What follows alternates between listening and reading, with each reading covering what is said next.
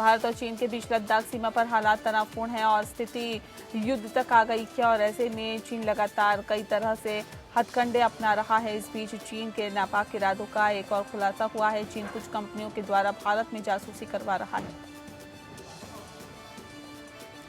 एक रिपोर्ट में दावा किया गया है कि चाइनीज कंपनी शेंज़ेन भारत में करीब 10,000 लोगों की निगरानी करती है और इस कंपनी का चीन की सरकारी और चीन की कम्युनिस्ट पार्टी से सीधा संबंध है। इस चीनी कंपनी की करीब 10,000 भारतीयों पर नजर है, जिसमें प्रधानमंत्री से लेकर एक मेयर तक भी शामिल है। रिपोर्ट में दावा किया गया है कि चीनी कंपनियां इन सभी हस्तियों की डिजिटल जिंदगी को फॉलो कर रही है और साथ ही ये लोग इनके परिजन और समर्थक कैसे काम करते हैं इस पर भी नजर रखी जा रही है। चीनी कंपनी इन सभी लोगों का रियल टाइम डेटा कलेक्ट कर रही है, जो कि चीनी सरकार के साथ साझा किया जाता है। कोरोना काल में संसद के सत्र की शुरुआत हुई है। पहले दिन लोकसभा की कार्रवाई दोपहर 3 बजे तक के लिए स्थगित कर दी गई। लोकसभा में प्रश्नकाल को लेकर विपक्ष ने सरकार को घेरा। स्पीकर ने कहा कि सभी सदस्यों की बात सुनी जाएगी। प्रश्नकाल खत्म किए जाने को लेकर विवाद पर संसदीय कार्य मंत्री ने कहा कि हम भागे नहीं रहे हैं और ऐसे में सबकी बात सुन रहे हैं। लोकसभा की कार्रवाई शुरू होते ही पूर्व राष्ट्रपति प्रणब मुखर्जी को श्रद्धांजलि देने के बाद लोकसभा की कार्रवाई 1 घंटे तक के लिए स्थगित कर दी गई। उसके बाद फिर कार्रवाई शुरू की गई। इस दौरान सत्ता पक्ष और विपक्ष के सदस्यों ने अपनी अपनी बातों को रखा। कोरोना को लेकर स्वास्थ्य मंत्री ने सदन को पूरी तरह जानकारी दी। फिल्म अभिनेता सुशांत सिंह राजपूत मामले की जांच में ड्रग्स एंगल की पड़ताल कर रही नारकोटिक्स कंट्रोल ब्यूरो की छापेमारी लगातार जारी है। एनसीबी ने कई टीम बनाकर ड्रग पैडलर और सूर्यदीप मल्होत्रा के घर पर सुबह से ही छापेमारी की। सूर्यदीप पर रिया चक्रवर्ती के भाई शोभिक का स्कूल फ्रेंड है और उसके कई चैट सामने आए हैं। हिरासत में लिए गए सूर्यदीप को एनसीबी दफ्तर लाया गया। महाराष्ट्र सरकार के साथ ही जारी विवाद के बीच फिल्म अभिनेत्री कंगना रनौत मुंबई से वापस लौट आई हैं। कंगना सुबह ही मनाली के लिए रवाना हुई थी। कंगना आपको बता दें कि एक ट्वीट कर शिवसेना पर दोबारा वार किया है। कंगना ने लिखा है कि अब मुंबई में पहले जैसी सुरक्षा नहीं रही है। इसके लिए उन्होंने शिवसेना के सोनिया सेना होने को कारण बताया है। कोरोना संक्रमण के ताजा आंकड़े आ चुके हैं और ये काफी आंकड़े डरावने वाले हैं। स्वास्थ्य विभाग द्वारा जारी आंकड़ों के मुताबिक बीते 24 घंटे में देश में कोरोना से 1,136 लोगों की मौत दर्ज की गई है। 92,071 लोग संक्रमित पाए गए हैं। बताया भी जा रहा है कि देश में 9,86,598 कोरोना वायरस के एक्टिव मामले हैं।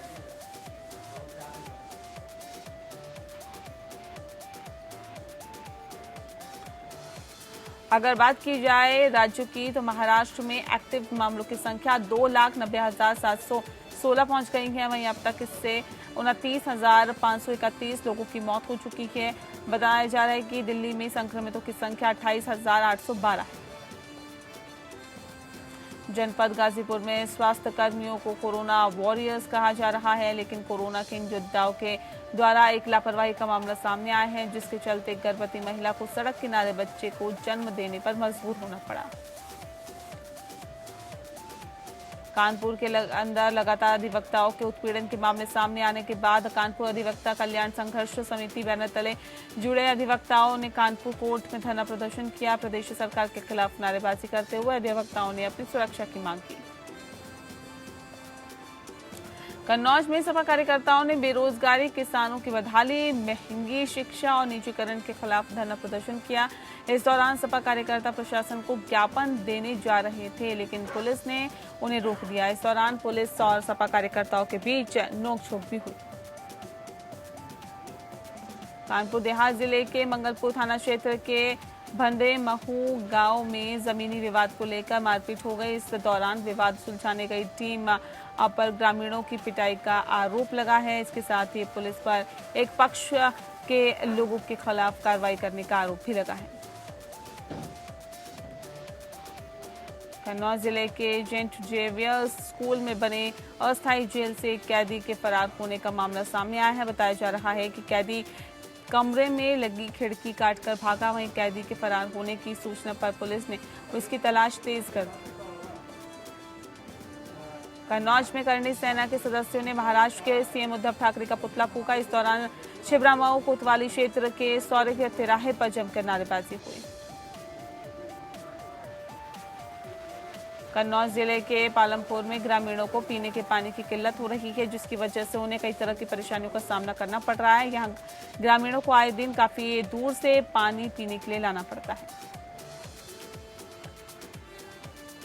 अलीगढ़ के चौकीदारों ने अपनी वेतन भुगतान की मांग को लेकर प्रदर्शन किया। इस दौरान उन्होंने जिला कार्यालय पर जमकर लोगों के खिलाफ नारेबाजी की। चौकीदार ने बताया कि महंगाई के दौर में भी उन्हें 2500 रुपये वेतन दिया जा रहा है, लेकिन उनकी समस्याओं पर कोई ध्यान नहीं दिया जा रहा। मथुरा में समाजवादी पार्टी की युव जनसभा और मुलायम सिंह यूथ ब्रिगेड के कार्यकर्ताओं ने जिला कलेक्टर पहुंचकर सरकार के खिलाफ नारेबाजी की। इस दौरान कार्यकर्ताओं ने अखिलेश यादव जिंदाबाद के नारे लगाए। अयोध्या में धन्नीपुर में बनने वाली मस्जिद को लेकर इंडो इस्लाम कल्चर फाउंडेशन ने बड़ा फैसला लिया है। फाउंडेशन के सदस्यों ने बताया कि मस्जिद के लिए उन लोगों से दान नहीं लिया जाएगा जो कि शराब या ब्याज का काम करते हैं। अलीगढ़ में विदेशी झंडे के साथ लगे हैंडपंप का मामला तूल पकड़ता जा रहा है। छर्रा विधायक रविंद्र पाल सिंह ने ग्रामीणों के साथ अकबराबाद थाने पहुंचकर इसकी शिकायत दर्ज कराई। इस दौरान उन्होंने आरोपियों की जल्द से जल्द गिरफ्तारी की मांग भी की। बागपत के चमरावल गांव में जहरीली शराब पीने से 6 लोगों की मौत का मामला अभी शांति नहीं हुआ था कि कोतवाली क्षेत्र के निरोजपुर गांव में एक शख्स की शराब पीने से मौत हो गई। घटना के बाद गुस्साए लोगों ने जिला अस्पताल के डॉक्टरों पर लापरवाही का आरोप लगाया। फतेहपुर जिले के गाजीपुर थाना क्षेत्र के मलाका गांव में एक किसान की मौत के बाद हंगामा शुरू हो गया। घटना की सूचना पर पहुंची पुलिस ने शव को कब्जे में लेकर पोस्टमार्टम के लिए भेज दिया।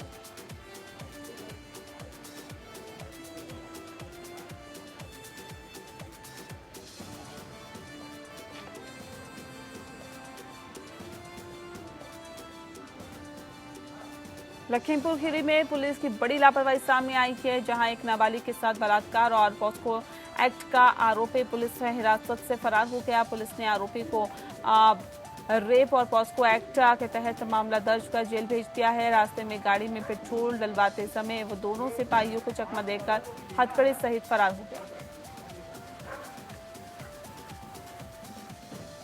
रामपुर जिले के बिलासपुर थाना क्षेत्र में पुलिस ने एक हिस्ट्री शीटर को अवैध असलाह फैक्ट्री के संचालन करते हुए गिरफ्तार कर लिया। इस दौरान पुलिस ने मौके से भारी मात्रा में अवैध असलाह बरामद किया है। पुलिस के मुताबिक आरोपी के खिलाफ पहले से ही 7 मुकदमे दर्ज हैं। सोनभद्र के म्योरपुर थाना क्षेत्र के लीलासी में एक ऑटो और मोटरसाइकिल की आमने सामने की भिड़ंत हो गई। हादसे के दौरान 4 लोग गंभीर रूप से घायल हो गए, जिन्हें इलाज के लिए अस्पताल में भर्ती कराया गया। हादसे में घायल 3 लोगों की हालत गंभीर देखते हुए उन्हें जिला चिकित्सालय रेफर कर दिया गया। चित्रकूट जिले के राजापुर थाना क्षेत्र में दुबे के पुरवा गांव में आकाशीय बिजली गिरने से 3 लोगों की मौत हो गई, जबकि एक युवक गंभीर रूप से घायल हो गया। आपको बता दें कि घटना के दौरान 7 बकरियों की भी मौत हो गई।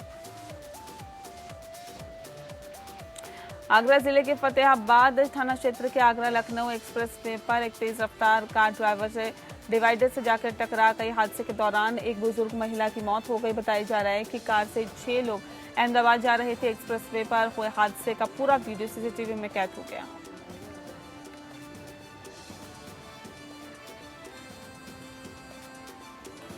ताजनगरी आगरा की थाना शमशाबाद पुलिस को बड़ी सफलता हासिल लगी है। शमशाबाद पुलिस ने देवा गैंग के 2 शातिर अपराधियों को गिरफ्तार कर जेल भेज दिया। महोबा जिले के व्यापारी की कानपुर में इलाज के दौरान मौत हो गई, जिसके बाद व्यापारी के शव को महोबा लाया गया। इस दौरान आसपास के जिलों से भारी मात्रा में फोर्स बुलाई गई। तनाव को देखते हुए आसपास इलाकों में छावनी बना दी गई। आपको बता दें कि व्यापारी ने महोबा के पूर्व एसपी और निलंबित आईपीएस अधिकारी मणिलाल पाटीदार पर घूस के लिए हत्या की कोशिश और आपराधिक षड्यंत्र की धाराओं में केस दर्ज कराया था। इससे पहले व्यापारी ने एक वीडियो जारी कर पूर्व एसपी पर गंभीर आरोप लगाए थे। संभल जिले के गुन्नौर विकास खंड में एक तेजी से वीडियो वायरल हो रहा है। और ऐसे में आपको बता दें कि रिश्वत लेके काम नहीं होने के बाद रुपया पैसा वापस करने का ये वीडियो वायरल हो रहा है। गुन्नौर विकासखंड की वीडियो को बताया जा रहा है कि वीडियो में उच्च अधिकारियों को पैसा भेजने की बात कर रहा है। नए पुलिस अधीक्षक अनुराग वत्स ने हरदोई पहुंचकर अपना पदभार संभाला। इसके बाद मीडिया से रूबरू होते हुए सबसे पहले उन्होंने अपना परिचय देते हुए पत्रकारों से परिचय प्राप्त किया और ऐसे में उन्होंने कहा कि शासन और प्रशासन की प्राथमिकताओं के अनुसार ही वे काम आगे करेंगे।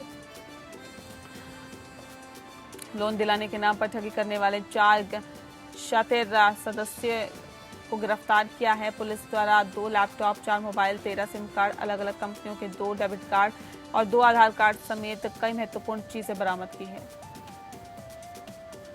बाराबंकी के कुरौली मोड़ के पास नेशनल हाईवे पर अचानक छुट्टा जानवर सामने आ जाने के चलते गोरखपुर से लखनऊ आ रही 4 बाग डिपो की शताब्दी बस अनियंत्रित होकर गड्ढे में जा गिरी। इस हादसे में बस के चालक और महिला परिचालक समेत बस में सवार करीब 2 दर्जन यात्री घायल हो गए। बाराबंकी जनपद में कोरोना महामारी के चलते लगातार मरीजों में इजाफा हो रहा है। प्रतिदिन सैकड़ों की संख्या में लोगों की रिपोर्ट कोरोना पॉजिटिव आ रही है, जिसके चलते तमाम नेता और अधिकारी भी इसकी चपेट में आ रहे हैं। मिर्जापुर बदायूं फर्रुखाबाद स्ट्रीट हाईवे सरैया गांव के पास तेज रफ्तार ईंटों से भरी ओवरलोड ट्रैक्टर ट्रॉली का अचानक टायर फट गया, जिससे कि अनियंत्रित होकर ट्रैक्टर ट्रॉली खाई में जा गिरी। ट्रॉली का टायर फटने से ट्रैक्टर में 3 मजदूरों की मौत हो गई। जनपद में थाना ढोलना कोतवाली के गांव तबालपुर में बीती रात चोरों ने नकाब लगाकर एक घर को निशाना बना लिया और घर में रखे नकदी और सोने पर हाथ साफ कर आभूषणों को भी साथ ले गए। बता दें कि गांव तबालपुर में सोनू यादव के घर पर बीती रात चोरों ने नकाब लगाकर लाखों की चोरी की वारदात को अंजाम दिया। लखीमपुर गोला रोड पे लालपुर के पास चलती कार में अचानक आग लग गई, जिससे कि उसमें बैठे लोगों ने कार से कूदकर अपनी जान बचाई और देखते ही देखते आग का गोला बन गई वो कार और ऐसे में कई नुकसान होने की भी आशंका है। सड़क किनारे पैदल जा रहे युवक को तेज रफ्तार अज्ञात वाहन ने टक्कर मार दी। इस हादसे में युवक की मौके पर ही मौत हो गई, जिससे परिजनों में कोहराम मच गया।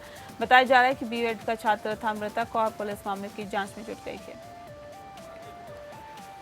नए एसपी विजय डुल ने आज कार्यभार संभाल लिया है। कार्यभार संभालते ही उन्होंने सभी सीओ और थाना प्रभारियों के साथ बैठक की और पेंडिंग मामलों को जल्द निपटाने को कहा। साथ ही लखीमपुर खीरी की कानून व्यवस्था को बेहतर और चुस्त दुरुस्त करने का भी संकल्प लिया।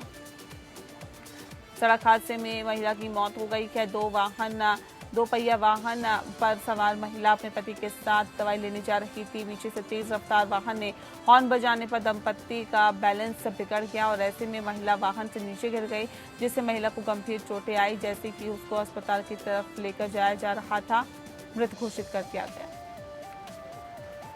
उत्तर प्रदेश के मुरादाबाद जिले में एक किशोरी ने पढ़ाई करने से रोकने पर आत्महत्या कर ली। किशोरी ने घर से सुसाइड नोट लिखा था, वो भी बरामद किया गया है, जिसमें उसने अपनी मौत का जिम्मेदार अपने पिता को बताया। सुसाइड नोट में मृतका ने अपने पिता पर पढ़ाई नहीं करने देने, मारपिटाई करने और गलत आरोप लगाने की बात कही है। मुरादाबाद जिले के कटहर थाना क्षेत्र में उस वक्त हड़कंप मच गया जब कुछ दबंगों ने पत्रकार के ऊपर हमला कर दिया। यह हमला पुलिस की मौजूदगी में हुआ। पत्रकार के घर पे लगे सीसीटीवी में पूरी घटना कैद हो गई और पत्रकार ने 2 दिन पहले एसएसपी मुरादाबाद से मिलकर दबंगों की शिकायत की थी। कानपुर के बर्रा थाना के अंतर्गत दबंगों की दबंगई थमने का नाम नहीं ले रही है। इस थाने के अंतर्गत अपराधियों और दबंगों के हौसले इतने बुलंद हो गए हैं कि राह चलते किसी भी युवक को उठा लेना अब अपराधियों और दबंगों के लिए मामूली सी बात हो गई है। एक ऐसा ही नजारा लोगों को तब देखने को मिला जब एक युवक कार के अंदर पिटाई का वीडियो वायरल हुआ। यूपी के पीलीभीत की तहसील पूरनपुर क्षेत्र के गांव दूधिया खुर्द के अंदर एक चौंकाने वाला मामला सामने आया है, जहां गांव के दबंग प्रधान की दबंगई के चलते एक परिवार अब पलायन करने को बेबस दिखाई दे रहा है। दरअसल पीड़ित परिवार ने गांव के ही रास्ते को छोड़ दिया और अपने मकान में निर्माण के साथ साथ चारों तरफ बाउंड्री का भी निर्माण करा दिया।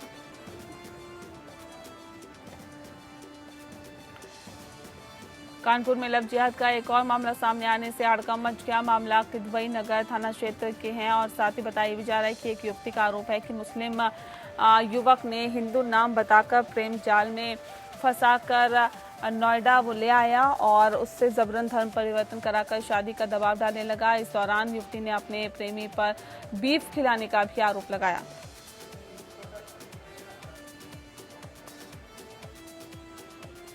एसपी अनुराग वत्स के तबादले के बाद मनमानी करने पर आमादा हुई मंगलपुर पुलिस। दरअसल विष्णुकांत तिवारी एक बार फिर विवादों से घिरे हुए नजर आ रहे हैं। जमीनी विवाद मामले को सुलझाने पहुंची पुलिस की टीम खुद ही गांव वालों के साथ मारपीट करने लगी, जिसका वीडियो सोशल मीडिया पर जमकर वायरल हो रहा है। मथुरा के मेयर मुकेश आर्यबंधु ने डूडा अधिकारी रमेश कौशिक के खिलाफ मोर्चा खोल दिया है। इस दौरान मेयर ने कहा है कि उन्होंने 3 महीने पहले शिकायत की थी, लेकिन भ्रष्ट अधिकारियों के खिलाफ अब तक कोई कार्रवाई नहीं हुई। सहारनपुर में बजरंग दल की तरफ से लव जिहाद के मुद्दे पर एक कार्यक्रम का आयोजन किया गया। इस दौरान बजरंग दल के सदस्यों ने हिंदू लड़कियों को मुस्लिम लड़कों से बचाव के तरीके सिखाए। बहराइच जिले के देहात कोतवाली क्षेत्र के शेखद हीरा टेपरा गांव में नाबालिग किशोरी के साथ दुष्कर्म का मामला सामने आया है। पीड़िता की शिकायत पर पुलिस ने मामला दर्ज कर लिया है। यूपी कांग्रेस कमेटी के नवनियुक्त प्रदेश मंत्री अंशु तिवारी का औरैया के दिबियापुर में पहली बार आगमन पर जोरदार स्वागत किया गया। कांग्रेस कार्यकर्ताओं ने प्रदेश मंत्री अंशु तिवारी को माला पहनाकर जमकर नारेबाजी की। यूपी के नगर विकास राज्य मंत्री महेश कुमार गुप्ता का रामपुर भाजपा के जिला कार्यालय पहुंचने पर जोरदार स्वागत किया गया। इस दौरान उन्होंने स्वार डांडा सीट पर होने वाले उपचुनाव को लेकर बीजेपी पदाधिकारियों के साथ मंथन किया। बाराबंकी में एक कलयुगी बेटे ने अपने पिता की पीट कर हत्या कर दी और मां और बेटी को गंभीर रूप से घायल कर दिया। फिलहाल हत्यारे बेटे को पुलिस ने गिरफ्तार कर लिया।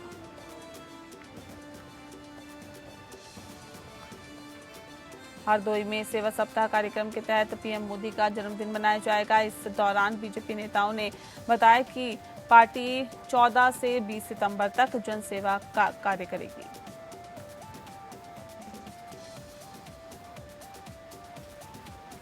संभल में भारतीय किसान यूनियन के सदस्यों ने सरकारी स्कूल और अस्पताल की जमीन पर कब्जे के विरोध में प्रदर्शन किया। किसानों ने आरोप लगाते हुए कहा कि कुछ लोग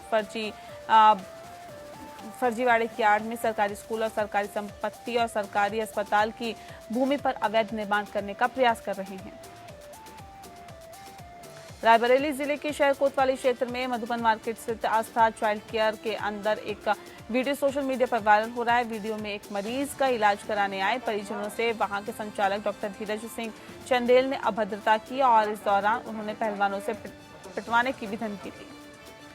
अलीगढ़ जिले के करवासी थाना क्षेत्र के जीवनगढ़ कॉलोनी में एक युवक के नृत्य के नोक पर गोली मारकर खुदकुशी कर दी और ऐसे में बताई जा रहा है कि गोली की आवाज सुनते ही परिजन मौके की तरफ दौड़ पड़े। यमुनानगर में आम आदमी पार्टी के जिलाध्यक्ष ने उपायुक्त कार्यालय के समक्ष जोरदार प्रदर्शन किया। इस दौरान आप कार्यकर्ताओं ने राज्यपाल के नाम एक ज्ञापन सौंपा। उकलाना के फरीदपुर गांव में एक मकान में सिलेंडर में आग लगने से लाखों रुपए का सामान स्वाहा हो गया। चाय बनाते समय अचानक आग लग गई और आग लगने की वजह लीकेज बताई जा रही है। बहादुरगढ़ जिले के लाइन पास शंकर गार्डन के वार्ड नंबर 5 में भारतीय किसान यूनियन के साथ बैठक हुई और बैठक के दौरान जिलाध्यक्ष प्रवीण दलाल ने किसानों के हित में कई मुद्दों पर मंथन किया। राज्यसभा सांसद रामचंद्र जांगड़ा ने जांगड़ा समाज परिचय पुस्तिका का विमोचन किया और इस अवसर पर मुख्य अतिथि भी राज्यसभा सांसद रामचंद्र जांगड़ा रहे। अंबाला के पूर्व सैनिक वेलफेयर कमेटी के जंडली कार्यक्रम में एक बैठक संपन्न हुई। इस दौरान सभी सदस्यों के मुंबई में पूर्व सैनिक पर हमले की कड़ी निंदा की। महेंद्रगढ़ जिले के दोंगड़ा अहिर गांव की बेटी की नोएडा में गुरुकुल में संदिग्ध मौत के मामले को लेकर महापंचायत हुई। महापंचायत के दौरान सरकार को कार्रवाई के लिए 10 दिन का समय दिया गया। हरियाणा के डिप्टी सीएम दुष्यंत चौटाला ने राज्य सरकार की जमीनों की रजिस्ट्री के लिए नया मॉडल बनाने की बात कही। उन्होंने कहा कि सरकार एक ऐसा मॉडल पेश करेगी जिससे जनता को किसी भी तरह की परेशानी ना हो। हरियाणा के कुरुक्षेत्र में इनेलो प्रदेश कार्य समिति की बैठक हुई। इस दौरान इनेलो के प्रधान महासचिव अभय चौटाला ने भाजपा और कांग्रेस पर तंज कसा। उन्होंने कहा कि कांग्रेस भाजपा के साथ मिली हुई है। हरियाणा के सभी जिलों से बर्खास्त पीटीआई अध्यापक और अन्य कर्मचारी संघ से जुड़े सदस्य करनाल पहुंचे, जहां पर उन्होंने हरियाणा सरकार का जमकर विरोध किया। अमृतसर में सब्जियों के दाम आसमान छू रहे हैं। बाढ़ और बारिश की वजह से सब्जियों की फसल खराब हो रही है, जिसकी वजह से सब्जियों के दाम लगातार बढ़ते जा रहे हैं, जिससे लोगों को बेहद परेशानी हो रही है। चोरी की 710 लीटर डीजल के साथ 2 आरोपियों को पुलिस ने गिरफ्तार कर लिया। बड़े शातिराना अंदाज में ये चोरी की वारदात को अंजाम दिया करते थे। बेमेतरा जिले के बदनारा स्कूल से एडमिशन के नाम पर बच्चों के 1000 रुपए शुल्क वसूलने का मामला सामने आया है, जिससे नाराज छात्रों के अभिभावकों ने अपना आक्रोश प्रकट किया। इस दौरान सभी ने कहा कि स्कूल प्रबंधन सरकार की गाइडलाइन का उल्लंघन कर रही है। सोलापुर में एक युवा पत्रकार ने सीएम उद्धव ठाकरे और को खून से पत्र लिखा है। पत्रकारों को मुफ्त में स्वास्थ्य सेवाएं देने की मांग की गई है और इस दौरान पत्रकारों के लिए अलग से बेड आरक्षित करने की भी मांग है।